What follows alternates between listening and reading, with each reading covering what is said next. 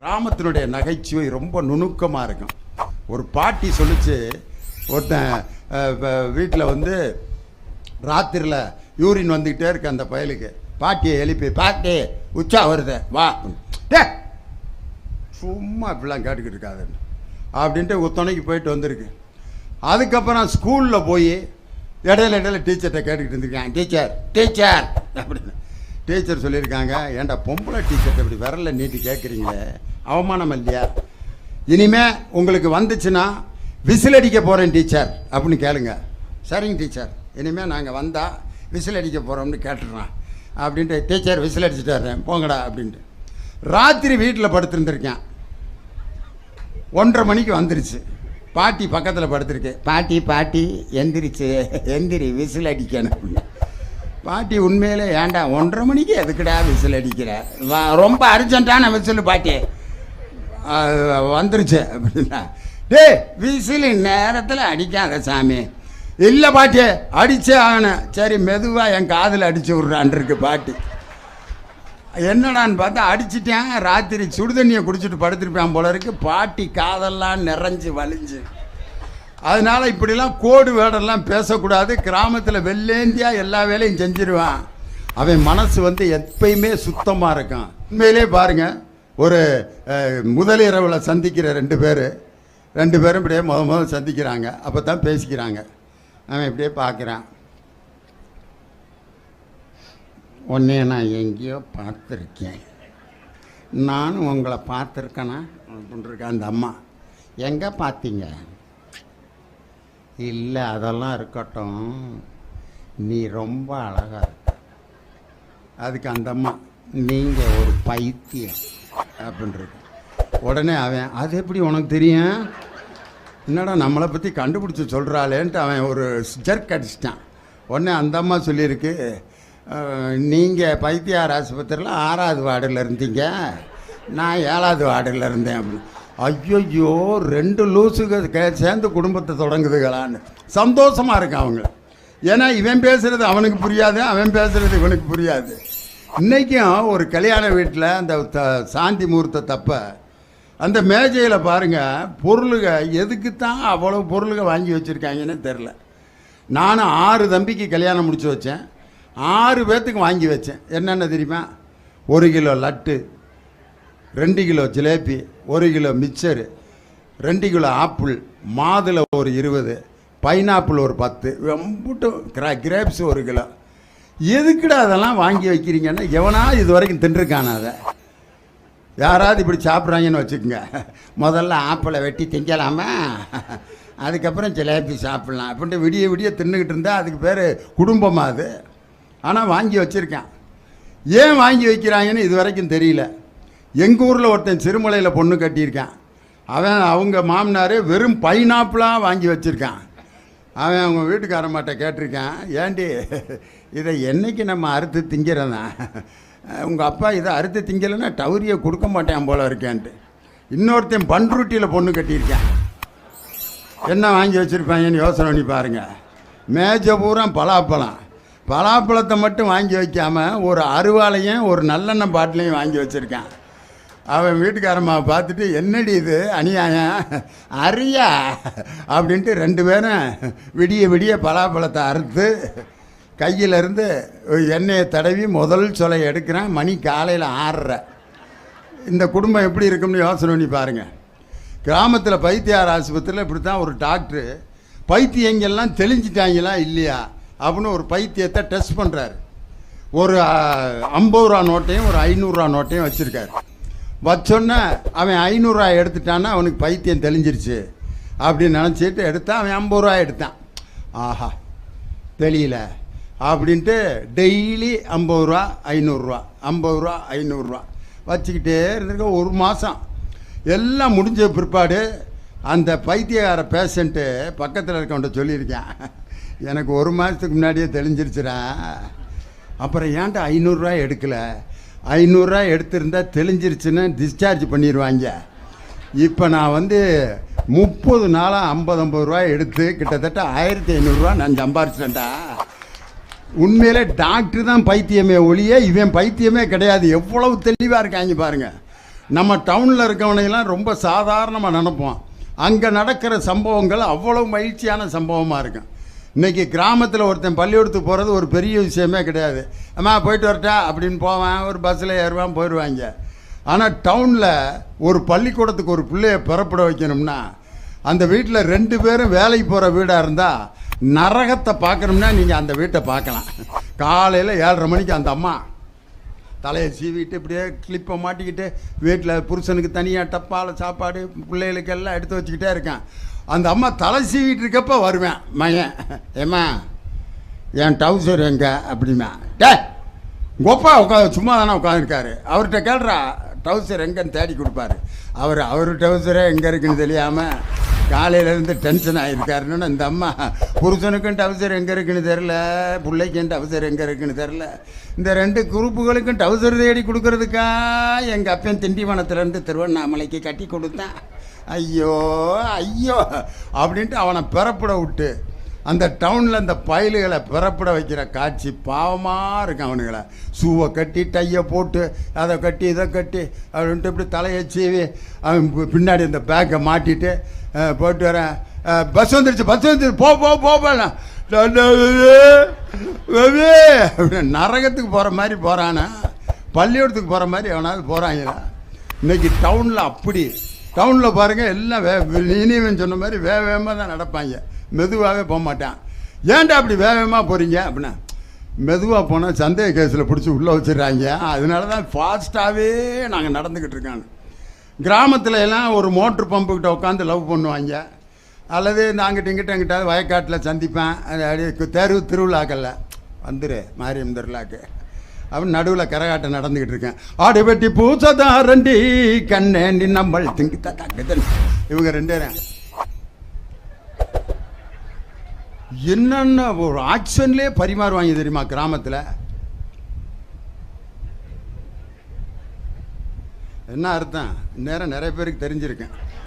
ஏன்னா நீங்கள் செய்யாதையா நான் செஞ்சிட போகிறேன். 5 மணிக்கு உங்கள் அப்பா பக்கத்து ஊருக்கு போயிடுறாரு, அதுக்கப்புறம் அங்கே வந்துரு உடனே அந்த பிள்ளை ஆக்ஷன் பண்ணால் பக்கத்தில் இருக்க பொம்பளையை பார்த்துருவாங்கன்ட்டு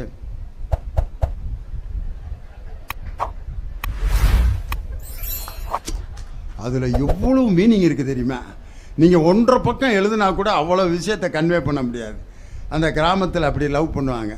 ஆனால் டவுனில் நீங்கள் மத்தியானம் மெரினா பீச்சில் பாருங்கள், மத்தியானம் 1:30 மணிக்கு நம்ம ஊர் கிராமத்துக்காரங்க என்னடா இவ்வளவு கொடை விற்றுக்கிட்டு இருக்காங்க, கொடை கலர் கலராக விற்கிறாங்க, போய் வாங்கிட்டு வரலாம்டான்ட்டு கொடை வாங்கலாம்ட்டு மத்தியானம் 1:30க்கு பீச்சுக்குள்ளே போகிறேன். ஒவ்வொரு கொடைக்குள்ளேயும் குடும்பம் நடத்திக்கிட்டு இருக்கேன். மத்தியானம் 1:30 மணிக்குடா. அந்த வெயிலில் இவனுக்காவது லவ் வருமா முதலாவது? ஆனால் கிராமத்து நகைச்சுவைக்கும் நகரத்து நகைச்சுவைக்கும் என்ன வித்தியாசம்? ஒரு மனம் வெள்ளேந்தியாக இருக்கும் கிராமத்தில். ஒருத்தர் முதல்ல ஏரோப்ளேனில் போயிருக்கான், தஞ்சாவூர்காரன். ஏரோப்ளேனில் எப்படி நடந்துக்கணும்னு தெரியாது. அங்கே போய் வெத்தலையை போட்டான், நல்லா கொதன்னு வெத்தலையை போட்டு நம்ம ஊர் பஸ்ஸாக புளிச்சுன்னு துப்பி விட்டுருலாம். ஃப்ளைட்டில் எல்லாம் மூடி கிடக்குது, பெல்ட்டை வேற கட்டி விட்டாங்க. பக்கத்தில் இருக்கவனை கூப்பிட்டு எங்கடா துப்புறது அப்படின்ட்டுருக்கேன். இவனும் வந்திருக்கேன் ஃப்ளைட்டில். எனக்கு தெரியாதுடா, வேற யார்ட்டையாவது கேட்டுக்க அப்படின்னு. துப்பணும் நான் பாரு, இவன் மூஞ்சி பூரா சவப்பாகி போச்சு. இந்த பயலை விட்டோம்னா நம்ம மூஞ்சியிலேயே துப்பியே முடிச்சு பிடிவேன் வேலையை. இவனை எப்படியாவது கடத்தி விடணும்டான்ட்டு ஒரு ஐடியா பண்ணேன். நேராக எந்திரிச்சு போ, ஒரு சிவப்பு கலர் பட்டன் இருக்கேன், அதை அமுக்கு, ஒரு டப்பா வரும், அதில் துப்பிருந்துட்டான். அப்படி ஒரு பட்டனும் டப்பாவும் ஃப்ளைட்டில் கிடையவே கிடையாது. சும்மா அடித்து விட்டேன், என்கிட்ட அடி வாங்கி சாகிட்டும்ட்டு.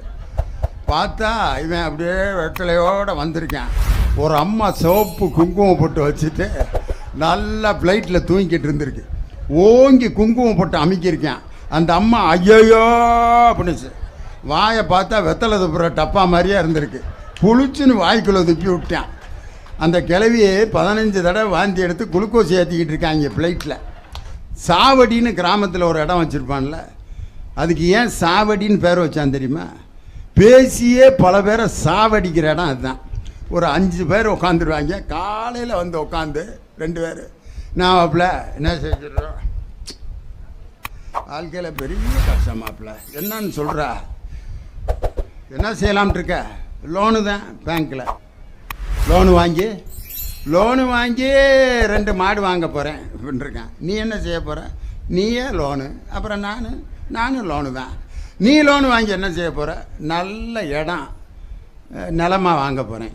நீ நிலம் வாங்கி என்ன செய்வேன், நெல் போடுவேன் அப்படின்ட்டுருக்கேன். நீ மாடு வாங்கி என்னடா செய்வேன்னா, நீ நெல் போடுவீல, அதில் மேய விடுவேன் இருக்கேன். மேய விடுவியா, வெட்டி போடுவான்டான். 2 பேரும் அடி ரகலை.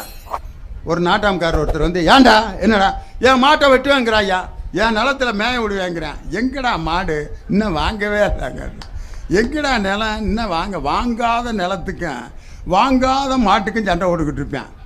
இது மட்டுமா, இன்னும் கிராமத்தில் பாருங்கள், டே அப்பா இந்த டெத்து வீட்டில் கிளவியை வன்ற அநியாயம் ஒப்பாரின்ட்டு 2-3 கிளவி இப்படி கட்டி சேர்ந்து, என் ராசானி அணைகில போனாலுமியா உனகில போனாலுமியா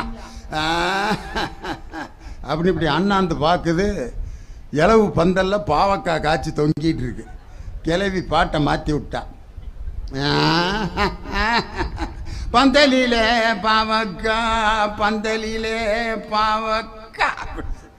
உடனே பக்கத்தில் இருக்க கிளவி, போகையில் பார்த்துக்கிருவான். வீட்டுக்கார கிளவி நோட் பண்ணிட்டாத. இவளுக்கு இலவை பாட சொன்னால் பாவக்காயை கொள்ளையடிக்கிறதுக்கு ஐடியா பண்ணுறாளுகன்ட்டு அது ஒப்பாரிக்குள்ளே உள்ளே பூந்து, தொட்டைக்குன்னா வெட்டி பிடுவேன், நான் விதைக்கு இல்லை விட்டு இருக்கேன், எடுவட்ட சிரிக்கியலா, இலவ மட்டும் பாடுங்கடியாய். ஒரு டெத்து வீட்டில் பாவக்காயை கொள்ளையடிக்கிறதுக்கு பாடுதுங்க பாருங்க. இதெல்லாம் கிராமத்தை தவிர வேற எங்கேயா நடக்கும். கிராமத்தில் என்ன பழமொழி வச்சிருக்கான்னா, சிரிக்கிற பொம்பளைய நம்பாத, அழுகிற ஆம்பளைய நம்பாத. ஆம்பளைய அழுகக்கூடாதான், பெண்கள் சிரிக்கக்கூடாதான் வச்சிருக்காங்க ஒரு சட்டம் இன்னைக்கும் கிராமத்தில். இப்படி சிரிக்கிற குடும்பம் கிழிஞ்ச மாதிரி தான். பொம்பளை இப்படி சிரிச்சா விளங்கி போயிடும். வீட்டில் எப்படி காசு தங்க போகுது சிரிக்கிறா அப்படின்ட்டு பெண்கள் சிரித்தா பெண்களே அதை வந்து ஏற்றுக்கொள்ள மறுக்கிறார். அதே மாதிரி ஒரு ஆண் வந்து மனம் விட்டு அழுகக்கூடாது. என்னடா ஒரு ஆம்பளை இப்படி அழுகிற, ஒரு ஆம்பளை அழுகலாமா இன்னைக்கும் கேட்குறாங்க. ஏயா ஒரு கடப்பாறை எடுத்து பெருவரல நங்குன்னு குத்துனா எந்த ஆம்பளையாவது அழுகாமல் இருப்பானா? ரொம்ப நல்லா இருக்கு இந்த விரலையும் குத்துப்பா அப்படின்னு எவனா சொல்லுவானா? வேதனைன்னு வந்தால் ஆணாக இருந்தாலும் பெண்ணாக இருந்தாலும் அழத்தான் செய்யணும். மகிழ்ச்சின்னு வந்தால் ஆணாக இருந்தாலும் பெண்ணாக இருந்தாலும் சிரிக்கணும். அதனால தான் சில வீட்டில் சில டெத்து வீட்டிலலாம் ஆம்பளை அழுக வந்தால் கூட கண்ட்ரோல் பண்ணி நின்றுட்டு இருப்பான். அப்படியே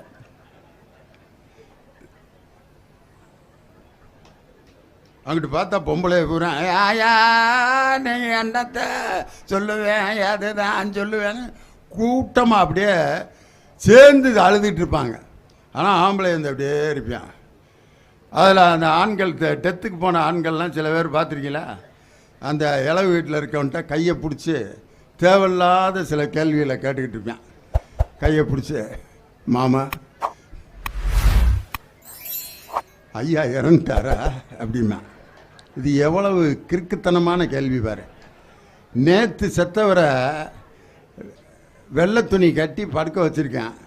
இவன் போய் அவன்கிட்ட கேட்குறேன் அடுத்த நாள் இறந்துட்டாரா அப்படின்னு. அந்த கூறுகட்ட நாயும் பதில் சொல்லுது, ஆமாம் இறந்துட்டார். எத்தனை மணிக்கு அப்படின்னு கேட்பேன். எத்தனை மணிக்குன்னு தெரிஞ்சு என்ன செய்ய போகிற, அவர் திருப்பி வரப்போகிறாரா? அதுக்கு அவன் பதில் சொல்லுவான் 4 மணிக்கு. 4 மணிக்கா?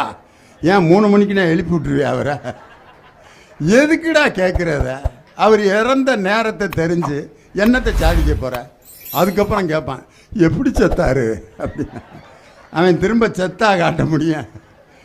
அதுக்கு இவன் பதில் சொல்லிட்டு இருப்பான். காலையில் சாப்பிட்டு உட்காந்துருந்தாருப்பா, நல்லாத்தான் இருந்தார். நல்லா இருந்தவன் தான் சாக முடியும், செத்தவன் திரும்பி சாக முடியுமா?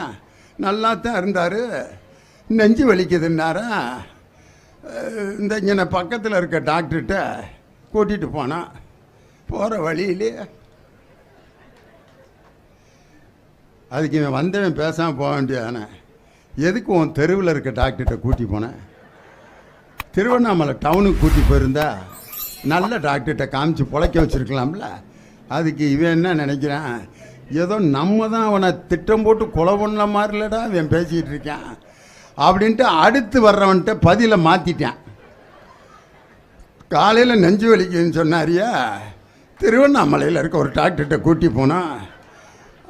போகிற வழியிலே அதுக்கு இவன் அங்கே வரைக்கும் ஏன்டா கூட்டி போனேன், ஓன் தெருவில் ஒரு டாக்டர் இருக்கார்ல அவர்கிட்ட கூட்டி போயிருக்கலாம்ல. இவன் நினச்சான், என்னடா இப்படி சொன்னா அப்படிங்கிறான், அப்படி சொன்னா இப்படிங்கிறான்ட்டு அடுத்து வர்றவன்ட்டு ரெண்டையும் சேர்த்து சொல்லிட்டான். நெஞ்சு வலிக்குன்னு சொன்னாரா, பக்கத்து தெருவில் இருக்க டாக்டர்கிட்ட கூட்டி போனான். அவர் திருவண்ணாமலைக்கு கூட்டி போய் சொல்லிட்டார். போகிற வழியிலேயே அதுக்கு இவன் எதுக்கு ஊராக தூக்கிட்டு தெரிஞ்ச அவரை, மேட்ரு தான் முடிய போகுதுன்னு வாயை திறந்துட்டார்ல, வீட்டிலே வச்சுருந்தா நிம்மதியாக இறந்துருப்பார்லங்கிறான். என்னடா நம்ம மர்டர் பண்ண மாதிரியே கார்னர் பண்ணுறானே அப்படின்ட்டு அடுத்து வர்றவன்ட்டு அவன் என்ன பதில் சொல்லியிருப்பான்னு யோசனை பண்ணி பாருங்க. எப்பட்றா இறந்தார், நீயே எழுப்பி கேட்டுக்கிடான்னா அவர்கிட்ட எப்பட்றா கேட்க முடியும், தெரியுதில்ல, போட வேலையை பார்த்துட்டு.